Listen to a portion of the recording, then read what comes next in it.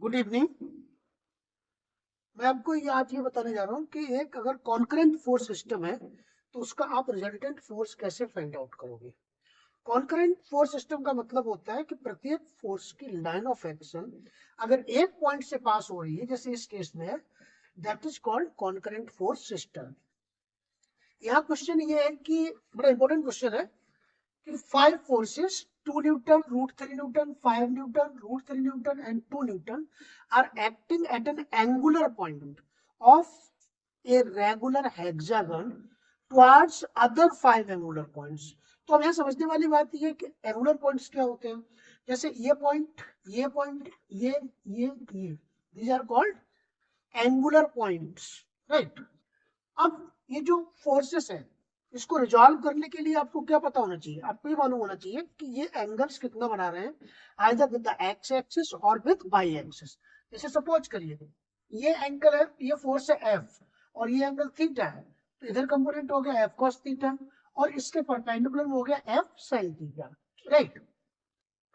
तो अब ये हेक्सागन है, कोई भी रेगुलर ज्योमेट्री है तो उसका इनसाइड एंगल आप या इंटीरियर एंगल ये एंगुलर है ना, इसको फाइंड आउट करने के लिए फॉर्मूला होता है theta is equal to n-2 pi upon n, where n is the number of side in regular geometry,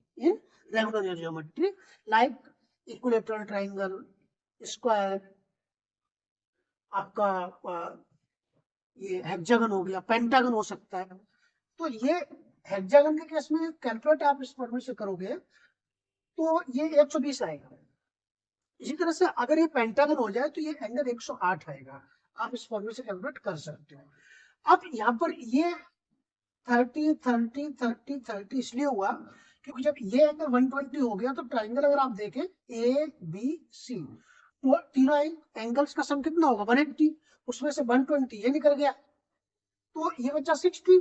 अब ये साइड इस साइड के इक्वल है तो ये एंगल इसके इक्वल हो गया तो ये आपको 30 मिल गया। ऐसे ही फर्दर कैलकुलेट करते जाओगे तो आपको 30 30 30 ये मिल जाएंगे, राइट। अब इसको सॉल्व कैसे करते हैं, उसके लिए आपको रिजोल्यूशन मेथड अपनाना पड़ता है। तो जैसे हमने सिग्मा एफ एक्स यानी sum of all force components of all forces along X axis, इसके अलोंग रिजॉल्व किया। तो अगर आप इस फॉर्मूले को देखें यहाँ से तो 2 न्यूटन, अब ये एक्स एक्सिस के साथ 0 एंगल बनाएगा तो 2 cos 0 प्लस ये फोर्स √3 है, ये एक्स एक्सिस के साथ 30 डिग्री एंगल बनाएगा तो आपने लिखा √3 cos 30 डिग्री। ये फोर्स 5 न्यूटन, 30 प्लस 30 60 हो गया तो 5 cos 60 डिग्री।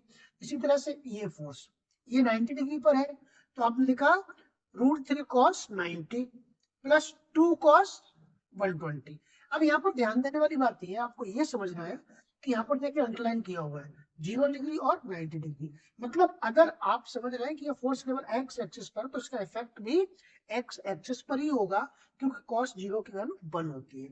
इसी तरह से अगर कोई फोर्स इस एक्सिस के परपेंडिकुलर है तो उसका इफेक्ट 0 होगा क्योंकि cos 90 की वैल्यू 0 होती है। तो आप ये ना भी देखें तो प्रैक्टिस जब करोगे तो क्लियर हो जाएगा। इनको जब आपने सॉल्व किया तो ये वैल्यू आ गई 5 न्यूटन। इसी तरह से आपने वाई एक्सिस के अलावा इनको रिजॉल्व किया, ये मेथड होता है, करना पड़ेगा आपको। तो अब आप देखिए जिस एफ cos थीटा इधर क्या आपका एफ साइन थीटा, तो इधर सब में साइन आएगा तो आप क्या लिखोगे 2 sin 0 क्योंकि ये 0 डिग्री है। वही वाली बात लागू हो रही है जो इसके लिए यहाँ पर हो रही है, right. Next √3 sin 30, 5 sin 60, √3 sin 90 plus 2 sin 120। जब आप इसको भी कैलकुलेट करोगे तो ये आ जाएगा 5√3 न्यूटन। क्लियर। अब ये दोनों फोर्स सिग्मा एफ एक्स और सिग्मा एफ वाई परपेंडिकुलर है तो इसका फॉर्मूला होता है R is equal to sigma root sigma F X square plus sigma F Y का स्क्वायर। ये सिग्मा एफ एक्स का स्क्वायर सिग्मा एफ वाई का स्क्वायर आपने यहाँ से वैल्यू पुट की तो ये आपका आंसर आ गया 10 न्यूटन। अब फोर्स क्या है, एक वेक्टर क्वांटिटी है तो आपको इसके मैग्नीट्यूड के साथ साथ इसका जो डायरेक्शन है विद एक्स एक्सिस वो भी फाइन बताना पड़ेगा। तो ये फॉर्मूला होता है theta is equal to tan inverse mod of sigma F Y upon sigma F X, right. क्योंकि रेक्टेंगुलर होगा दोनों कंपोनेंट। तो अब यहाँ से आपने जब ये वैल्यू पुट की तो थीटा आ गया 60 degree with the horizontal axis. Next video में आपको थोड़ा सा और डिटेल बताएंगे। अगर आपको ये वीडियो अच्छा लगे, तो समझ में आए, तो चैनल को सब्सक्राइब करें, लाइक करें। Thank you.